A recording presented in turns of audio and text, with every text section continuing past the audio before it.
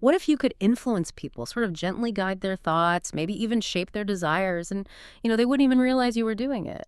What if there was this hidden language of persuasion, an art of charm so subtle it feels almost like magic that could actually be learned and mastered? Well, today we're taking a deep dive into some pretty unusual sources excerpts from Robert Greene's The Art of Seduction. Hmm. And look, don't let the title fool you. This isn't strictly about romantic conquest, not at all. It's really about understanding the subtle, often unconscious ways people are drawn in, whether that's, in a personal connection or maybe for a brand or even a political movement. Right. Think of it as a guide to, well, weapons of persuasion and charm, maybe, Right. for a world that mostly shies away from using obvious force. Our mission here in this deep dive is to pull out the surprising facts and the core insights from this material. Basically, give you a shortcut to being well informed about these hidden dynamics of human influence. And the author, Robert Greene, you might know him from the 48 Laws of Power, he brings this really rich background in classical studies to the topic. He weaves together history, memoirs from people like Casanova, Marilyn Monroe, biographies of Cleopatra, JFK, even ancient handbooks like Ovid's Art of Love and fictional stuff like Dangerous Liaisons. Wow, that's quite a mix. It really is. And what this deep dive is going to reveal is that Greene presents seduction as this really meticulously planned strategic process, almost like warfare, he says, but fought entirely inside the mind. That's a powerful way to frame it. Not just about influencing minds, but elevating it to a full-blown strategy. The really interesting insight seems to be that power isn't always obvious. It's often this careful psychological campaign fought, in someone's subconscious. So let's unpack this, starting with where it came from, its origins, and how it evolved from just like brute force into this subtle art. Historically, thinking back thousands of years, power was mostly about physical violence, right? Brute strength. A king, an emperor, they had to be ruthless. But where did that leave, say, women, who often didn't have the physical strength to compete like that? Yeah, that's a critical point. The source material suggests that women operating in a world just dominated by physical might, they essentially invented seduction as a psychological weapon. They figured out a way to turn the dynamic around, not by force, obviously, but by drawing men in, sparking their fantasies, creating these patterns of hope and despair. Their power became indirect, cunning, a fascinating reversal, really. And you see this beautifully with historical figures like Bathsheba, Helen of Troy, the Chinese siren Shishi, and of course the ultimate example, Cleopatra. Her arrival to Caesar, hidden in a carpet, unfurled, half-clothed, like Venus coming out of the waves. That's the perfect example, isn't it? It just shows the theatrical, psychological nature of this early power. Oh, absolutely. It was perfectly choreographed, designed to completely bypass Caesar's logical defenses and hit his imagination, his desires directly. And this psychological approach for Cleopatra, it wasn't just personal gain. It was how she could consolidate an empire. It made her an active player, not just a passive object. That is a fascinating origin story. Women basically pioneering psychological warfare. But what happened then? Did men eventually catch on, or did it stay a purely feminine thing? Well, there was a big shift, apparently around the 17th century. That's when men like the Duc de Lauzon and figures who inspired the whole Don Juan legend, they started consciously adopting these traditionally feminine methods. They learned to dazzle with appearance, stimulate the imagination, even play the coquette. And they also added a new masculine element. Seductive language. They discovered what Greene calls a woman's weakness for soft words. And today, this mix of male and female strategies, it's truly all around us. The source says seduction is everywhere, from advertising soft sell to political campaigns. You mentioned JFK's charisma earlier, his ability to create that fascinating presence, keep his audience hooked. Overt force is kind of discouraged now, right? So persuasion has to be subtle. Exactly. The core principle hasn't really changed. Seduction is never forceful, it's never direct. Instead, it uses pleasure as bait. It plays on emotions, stirs up desire, confusion, induces a kind of psychological surrender. It's described as an art of war for delicate times, working on the unconscious mind to get past that cynical resistance we all have. And this ability to influence without seeming like you're imposing, that's arguably one of the most valuable skills today, whether you're selling an idea or, just making a friend. It's almost a bit unsettling realizing how strategic this all is. But who's most susceptible? And what actually makes a person seductive in the first place? Greene really emphasizes that successful seductions don't start with obvious moves. They start with who you are, how your character projects this presence that just naturally stirs emotions. The general idea is to cultivate one dominant character trait, then add others for depth, for mystery. And crucially, you have to root out what Greene calls anti-seductive qualities in yourself. Hmm. We'll definitely get to those later. But first, let's dig into some of these seductive archetypes he lays out, because they really show the mechanics of how this influence works. Okay, yeah, I'm ready. Let's start with the siren. Now, this one is painted as the ultimate male fantasy figure, offering total release from responsibility, from control, even rationality. A siren is dangerous, apparently, lures men to lose control, which, weirdly, they often secretly want to do. And Cleopatra is the absolute masterclass here. It wasn't just her beauty, legend aside. It was her irresistible presence, her voice like an instrument of many strings, shifting languages. She was a theatrical illusionist, embodying fantasies like the goddess Isis, mixing these wild parties with sudden coldness to keep Caesar completely off balance. The insight is she was worshipped, but never fully possessed. Her power was in never quite being pinned down. Right, and think about Marilyn Monroe, another really fascinating example. That famous walk, the lowered breathy voice, those were things she worked on, cultivated through trial and error. But her real seductive power, Green suggests, came from this almost childlike innocence, this subconscious need for affection. It made her seem incredibly vulnerable, unintentionally alluring. And the effect, Green points out, is almost always the same. Sirens often lead to the downfall of powerful men. Caesar, Antony, Napoleon, even modern figures like DiMaggio, Arthur Miller. They get pulled in by this hint of madness, irrationality, their physicality sent, heightened femininity, voice, those ambiguous gestures. It bypasses reason completely. Goes straight for the unconscious. Okay, so if the siren pulls you in with mystery and danger, what about the male figure who embodies just pure, unrestrained desire? Greene introduces the rake. He's positioned as the ultimate female fantasy figure, offering a woman the attention, the appreciation she desires. And even though he's often disloyal, dishonest, amoral, his unrestrained nature, being described as a slave to his love of women, somehow just adds to his appeal. The Duc de Richelieu is a key historical example here. His audacity was legendary, smuggling notes, disguising himself as a chambermaid. Wait, did he really tunnel into a house next door for secret meetings? Apparently so. His sheer impetuousness, his bold defiance of any obstacle, just made him irresistible. The core insight seems to be that the rake conveys this sense of risk, of darkness, appealing to maybe repressed desires for the dangerous, the taboo.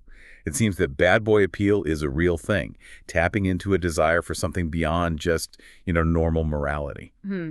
Okay, from the rake's thrilling recklessness, let's shift to the ideal lover.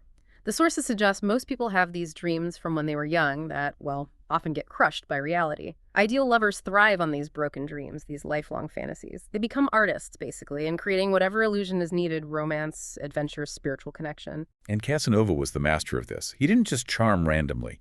He meticulously studied each woman, went along with her moods, figured out what was missing in her life, maybe adventure, maybe friendship, maybe lofty ideals, and then, crucially, he provided that. The real insight here, I think, isn't just pretense. Casanova's genius was his detailed attention to what was genuinely missing for someone, and then authentically filling that specific gap, that level of tailored focus. Incredibly powerful. Yeah, and it goes beyond just romance, too, like Madame de Pompadour recognizing King Louis XV's hidden yearning for greatness. She cured his boredom by flattering his nobler side, reflecting his ideal of being an emperor, or JFK famously projecting that Camelot vibe, tapping into America's new frontier ideal, making people believe in something bigger. Greene even talks about figures like Tullia d'Aragona, who managed to combine sensuality and spirituality, creating this Madonna whore ambiguity. It made sex seem elevated and innocent somehow, which gave her immense power. It's all about tapping into deep, maybe unacknowledged desires. That's a powerful idea, yeah. That seduction can be about fulfilling a deeper, unmet need or aspiration. Okay, moving beyond those direct fantasy fulfillers, what about the dandy? How do they work their magic? Dandies fascinate by playing with their image. They create this ambiguous presence that stirs up repressed desires, often mixing masculine and feminine traits in a really intriguing way. It's about being elusive, distinctive. Rudolph Valentino, the silent film star, great example. His graceful, poised, almost pretty look, plus that meticulous attention to detail in courtship, it mesmerized women. He seemed both familiar and somehow subtly cruel.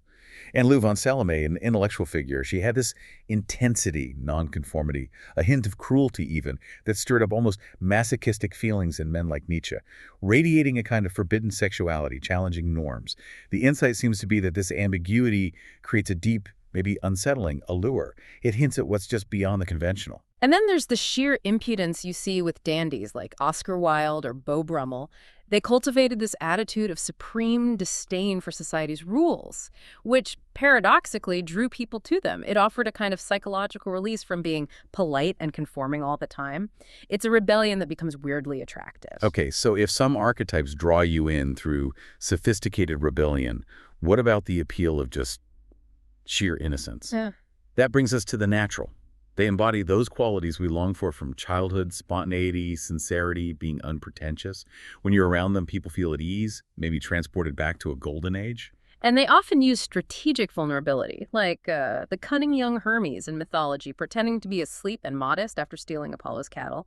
Adult naturals might consciously exaggerate their weakness, appear undefended, to get sympathy and lower people's guard. It's disarming. Charlie Chaplin's tramp character, right?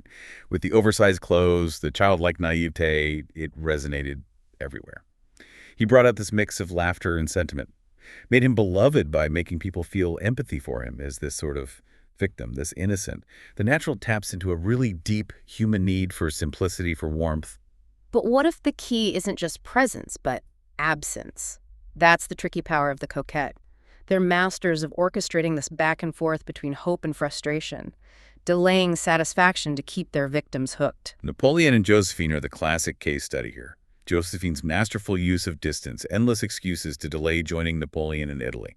It drove him absolutely crazy, intensified his desire, kept him constantly chasing her. He later wrote that never has a woman been at such complete mastery of another's heart.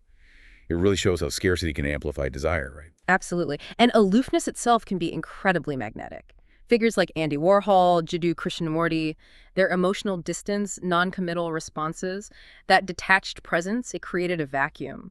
It made others strain to fill up the empty space with words and heat of their own, as Greene puts it.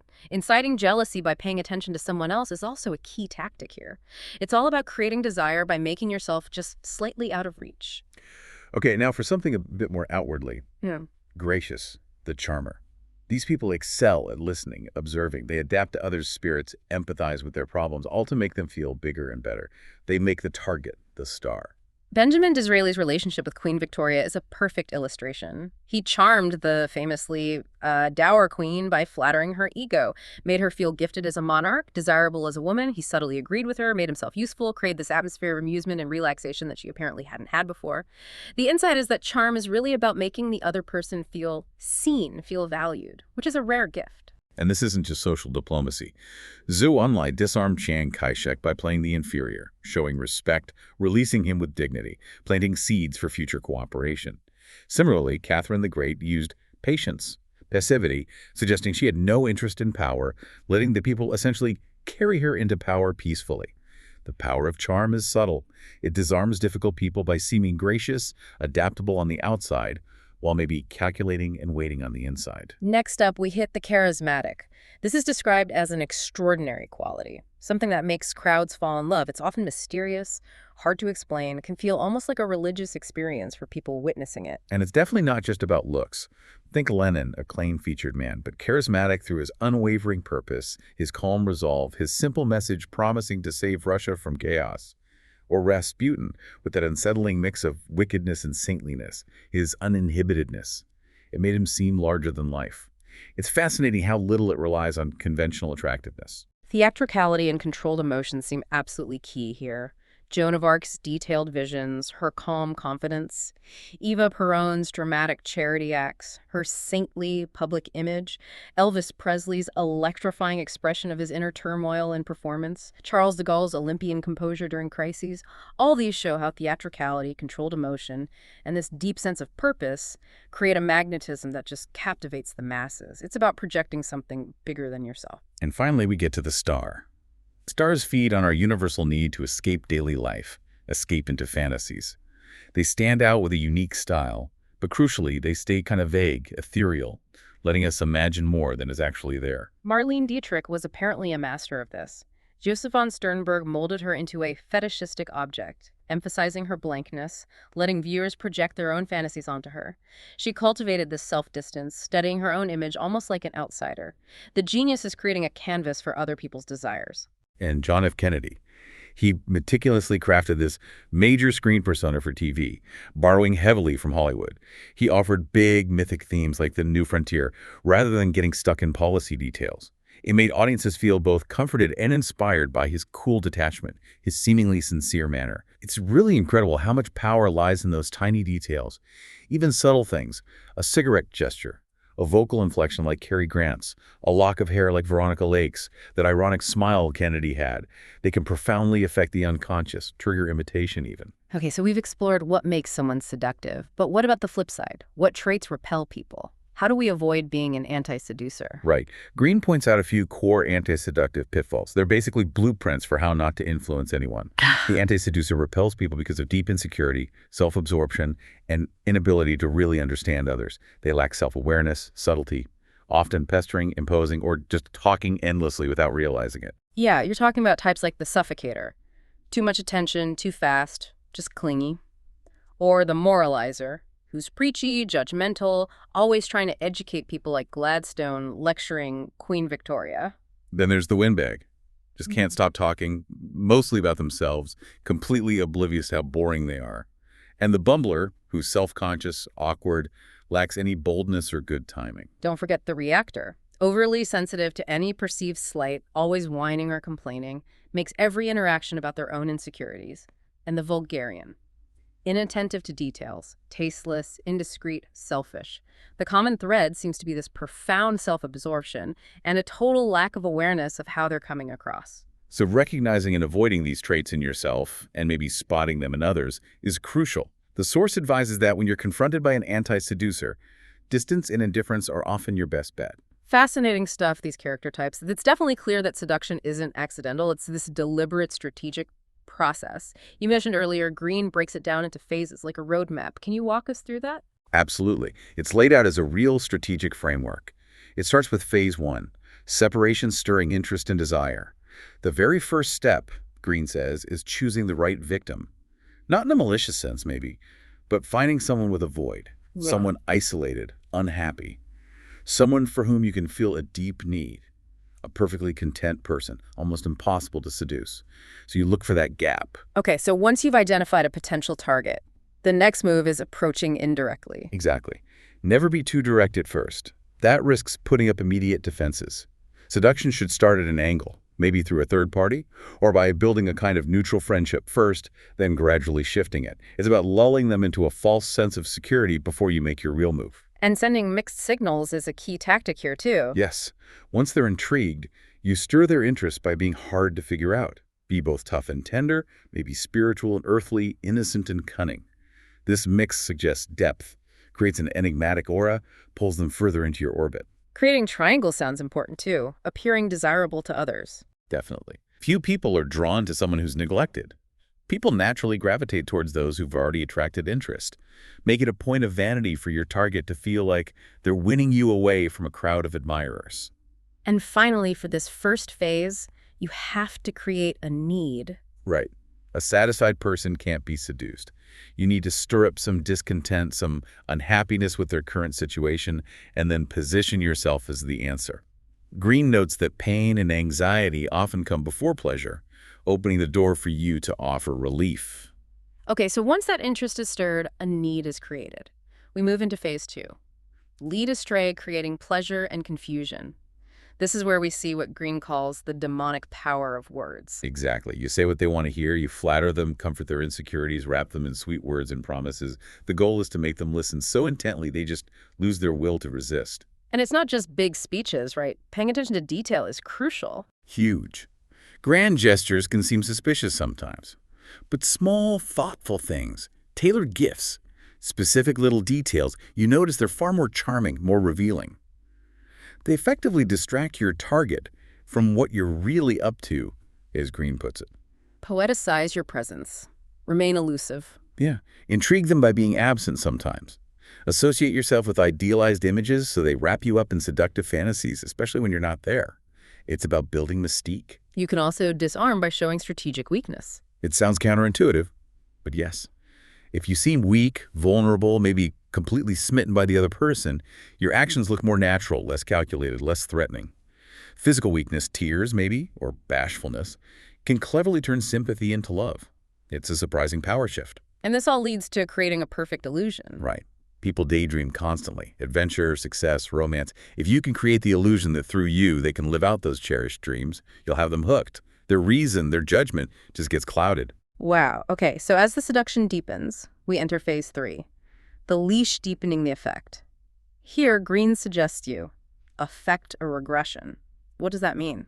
It means appealing to really deep-rooted childhood memories, desires for being needy, protected. You almost position them as the child and yourself as the comforting or maybe controlling parental figure, tapping into very old patterns. In stirring up the transgressive, the taboo. Yeah, luring them into breaking social limits, making maybe the sexual culmination seem like a spiritual union or something forbidden and thrilling. It taps into that desire for rebellion we talked about. And critically, mixing pleasure with pain. That sounds harsh. It does, but the idea is that being too nice gets boring eventually. So instead, you inflict moments of guilt, insecurity, maybe even instigate a temporary breakup. Then, you return dramatically with kindness. The lower the lows you create, the argument goes, the greater the highs feel when you come back. It's a powerful emotional roller coaster. Intense. Okay, after all that maneuvering, we arrive at phase 4, moving in for the kill. First step, give them space to fall. Right. If your target gets too used to you being the aggressor, you take a step back. Make them chase you. Hint at boredom, maybe even interest in someone else. It turns the tables, intensifies their desire because now they fear losing you. Then use physical lures. Exactly. Once their mind is all stirred up, you put their logical defenses to rest and awaken their senses with a really charged sexual presence. Let your glances, your voice, your whole body language ooze sex and desire. Get under their skin. Melt away any lingering morality or judgment. And finally, master the bold move. Yes. Once the desire is clear, even if unspoken, you throw aside any leftover shyness or hesitation and just overwhelm them. Don't give them time for second thoughts. This is where you go decisively on the offensive. It's quite the playbook, isn't it? But who are these targets? How do you spot their specific vulnerabilities? Robert Greene offers this fascinating victim theory. At its core, the idea is everyone feels incomplete somehow. There's a universal gap in our character, something we need but can't quite get on our own. Seducers, according to Greene, they identify that gap and then very carefully fill it. Exactly. For instance, there's the reformed rake or siren. These are people who had a wild past but have settled down now. You can spark that past wildness indirectly, offer escape, not more rules. Even if they're in a relationship, sometimes that existing commitment is the perfect foil for this subtle temptation. Then you have the disappointed dreamers. These types often have really powerful fantasy lives, maybe fueled by books, movies, but reality just keeps failing to meet their high romantic ideals. You tap into that. Offer romance, mystery, where their reality has let them down. Give them the escape they're craving. Or the new prude. They're secretly oppressed by their own correctness, their own rules, and they long to transgress. You tempt them with a dangerous, maybe naughty side. You can even let them criticize you or try to reform you. That judgment, Greene suggests, is often a sign of deep repressed fascination. For the crushed star, someone who used to shine but doesn't anymore, you make them the center of attention again. Bask in their glow, make them feel big and better about themselves. Basically, play the charmer to reignite their desire to shine. Give them back their spotlight. There's also the rescuer. These types have a deep need to help people, or maybe just feel morally superior. You play the damsel in distress or the vulnerable boy, appeal to their inherent need to come to your aid. The trick is to exaggerate your weaknesses subtly without just stating them, drawing them in through their own compassion. And finally, the lonely leader. Powerful people are often surrounded by, yes men, fawning courtiers, and they feel profoundly isolated because of it. You offer them sincere connection, validation, fill the void left by all the sycophants. It's about offering something real in a world that feels artificial to them. So we've really peeled back the layers here on the art of seduction, revealing it as this profound psychological game, not just about romance, but influence, persuasion, in really all aspects of life, from ancient queens to modern politicians, pop culture icons. The principles, as Robert Greene lays them out, they stay surprisingly consistent. It is quite a perspective, isn't it? The lasting thought here really is, how much of your own daily interaction, whether it's professional or personal, how much is subtly influenced by these underlying seductive dynamics? And how can recognizing these patterns empower you? Not necessarily to manipulate, but just to navigate this complex social world with more awareness, more insight. What patterns do you observe in your own life after this deep dive? Keep an eye out for those blank screens, the mixed signals, the strategic weaknesses playing out in the world around you. You might just be surprised at what you uncover.